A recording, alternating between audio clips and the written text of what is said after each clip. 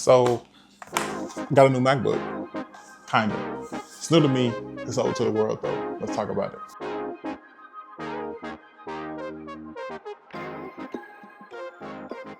I got a new computer because when I was in Houston a while back, they got me. They broke into my rental car and stole all my stuff. They took all my money, all of it. They stole my damn laptops, my headphones, everything out of my backpack. But it was time for me to get a new laptop anyway. My 2021 8GB MacBook Air was just no longer going to cut it. And I really had started engaging in trying to make my content more substantive and doing all the work with the edits earlier last year, but my MacBook Air just could not keep up. And after the car breaking situation, I decided I was going to get a MacBook Pro anyway. But I began researching and doing a lot of research and a lot more research and a lot more research. And after about 2 or 3 months of researching, every YouTube video I saw talked about how capable of a device the M1 MacBook Pros were. Even the people in the videos still use their M1 Pros and they're not going to upgrade anytime soon. And so it's like, if I can get all this life and durability out of an older MacBook, save a little bit of money, and help prevent my money from going to the further extraction of precious minerals in African countries, why not? Coupled with the fact that it was just severely cheaper, I can get more RAM, more space, more physical specs for my money by buying an older refurbished model than buying a newer model. It just made more sense. So obviously one of the things that was a difference maker for me was the better price point. As one would naturally expect, the older MacBook Pros were significantly cheaper, but was, to my surprise, with more RAM, more space, and larger size than the current models. I got a 16-core GPU MacBook with 32 gigabytes of RAM and 512 gigabytes of space for just $820, whereas a brand new MacBook Pro with similar specs will cost me about $3,500. A brand new MacBook Air, which would be either a 13-inch or 15-inch, with 16 to 24 gigabytes of RAMs with running about 250 gigabytes of space, would have cost me about $1,400 to $1,800. So I got more RAM and more space for less than $1,000, more ports, more everything for significantly less than what I would have paid getting a brand new MacBook Air from Apple. And I bring up the Air specifically because a lot of creators are talking about the fact that you don't necessarily need a MacBook Pro anymore to do content creation because the Airs are able to be capable enough to still carry the load of heavy editing, managing like multiple workstations, and putting out quality content. To be able to get an M1 Pro for the price, for less than what you would pay for a newer MacBook Air with more RAM, it just didn't make sense to me to invest that money there when I could get this device that's way more capable and it's probably going to last me a little bit longer than the Air would in the long run. Furthermore, I'm a big guy and I needed the space. So I wanted a larger computer. I had the 15-inch MacBook Air and I knew I wanted the 16-inch MacBook Pro just because I enjoy having a big computer. I love having large keypads, large trackpads. It just works for me. And so I knew I wanted to have that with the next computer that I purchased. I will say this thing is a bit heavy. This is a heavy laptop, but I don't mind how heavy it is. Gratefully, it fits with all my bags that I carry for work and for leisure. And I don't really have any complaints about the weight because I don't notice it on my back too much. Like I said, I'm a bigger guy, so it's not really a problem for me. The screen and the speakers on this thing are insane. Absolutely love working on it and editing and watching stuff on this thing for fun. So the size and the speakers, you get like full speaker panels on the other side of the keyboards, and it is like a loud speaker. Like this is the loudest I've heard on a Mac device. It almost blows my mind how much of a difference it is between these speakers and the Mac Mini, which come with like the one little speaker. It's not even like an external port. I think it's just in here, and this speaker sucks. But these speakers on this MacBook Pro are phenomenal. And I just love listening to stuff, watching stuff on here. I really use it as my supplement TV in the bed when I want to watch something and don't feel like getting up. What they gave you. Very much.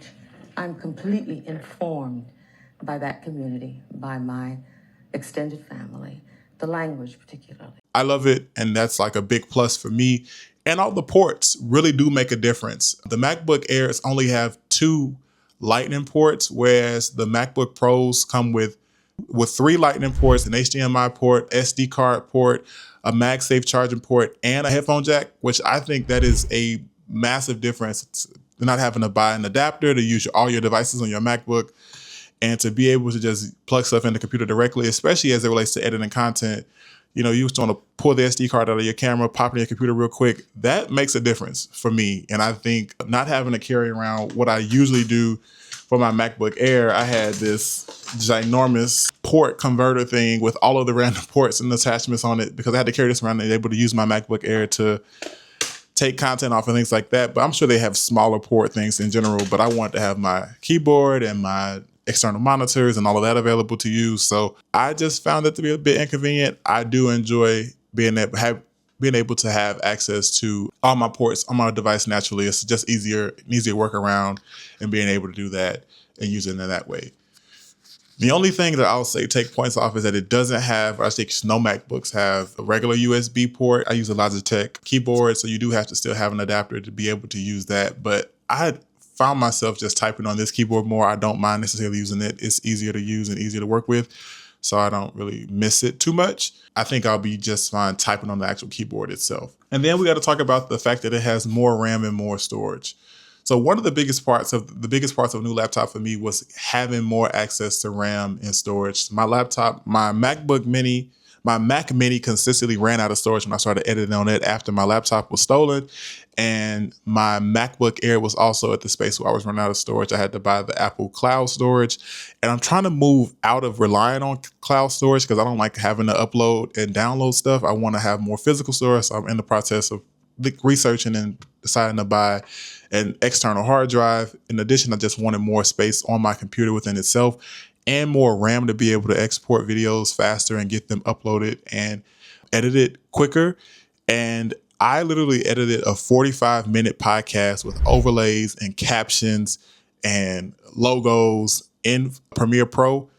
And this thing edited it and exported that thing with ease, but exported the video in 2 minutes. It would have taken me at least an hour to edit it that's without it crashing, to edit it and post that video on my Mac Mini, which I know is like a no-brainer because it's 8 gigabytes of RAM, so that's kind of dumb to expect it. But it was just a game changer for me in being able to get that out that fast, and the fact that this 5-year-old computer was still able to handle that with ease and navigate that without any problems was like, whoa, that was a big surprise to me. But I was also super grateful, and I think it was just worth the investment in that way. And it shows that it can handle editing, navigating complex videos and do it with ease and get them done quickly. So that's something to consider if you're thinking about buying a new MacBook. I think the extra RAM is worth it. 32 gigs of RAM, it flew through exporting. I also had YouTube running. I downloaded music from online at the same time to put in the video. And so it nothing lagged, like nothing slowed down as a consequence of me using the computer in other ways while I was exporting that video. So that was a big consideration and factor for me. Also will consider that for yourself. And the final little thing that was big for me is that this device is still Apple Care eligible. So Apple Care is like Apple's insurance, where they'll allow you to basically add up devices that you want to get coverage for, and you can bring those devices to Apple for discounted repair rates. One thing about me is I am going to mess something up.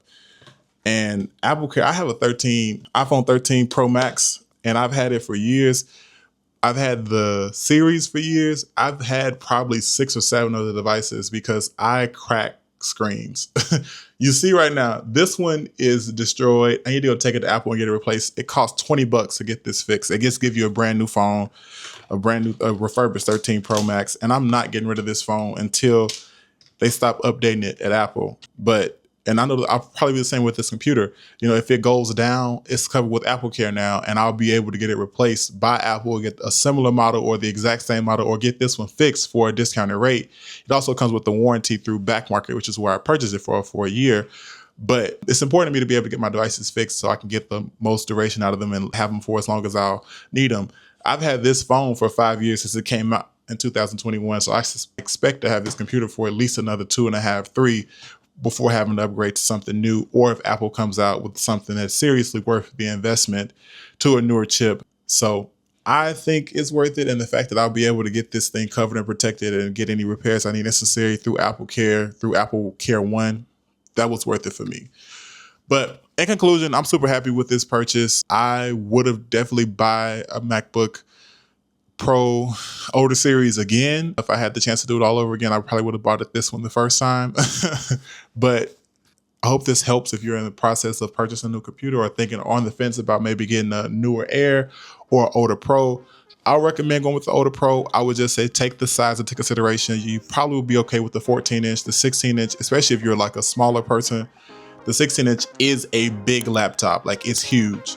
So take that into consideration and you'll probably be fine with the smaller laptop on its own. But this is definitely a beast of a machine and it can save you some money and you help us save the environment a little bit by buying an older used device. All right, I'll see you next time. Love and light. Peace.